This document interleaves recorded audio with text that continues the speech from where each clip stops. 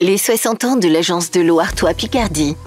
Les années 60 marquent la prise de conscience de la pollution des rivières. En 1964, la loi sur l'eau institue la gouvernance par grands bassins hydrographiques et crée les agences financières de bassin. 2 ans plus tard, l'agence Nord Artois-Picardie et son comité de bassin sont créés. En 1967, le premier programme d'intervention est construit avec des ressources financières propres, les redevances pollueurs-payeurs.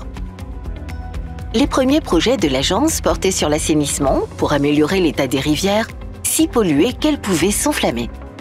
Les années 80 voient la signature des premiers contrats de rivière, outils de gestion concertés à l'échelle des cours d'eau. Les années 90, avec la directive européenne aux résiduaires urbaines, donnent un coup d'accélérateur à la mise aux normes des stations d'épuration, accompagnée par le soutien technique et financier de l'agence. La loi sur l'eau de 1992 instaure un nouveau système de planification globale, le schéma directeur d'aménagement et de gestion des eaux, SDAGE, dont le pilotage est assuré par les comités de bassin.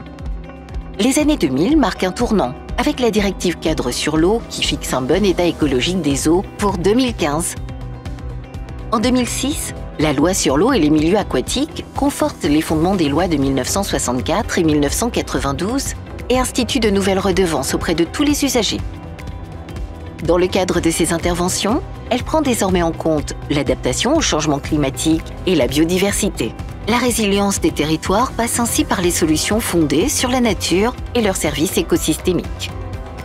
La sobriété hydrique devient une priorité fixée par le plan eau en 2023, avec un objectif de moins 10% de prélèvement d'ici 2030.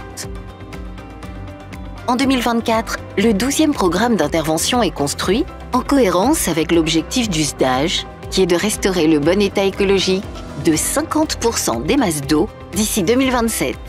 Continuons à préserver cette ressource essentielle.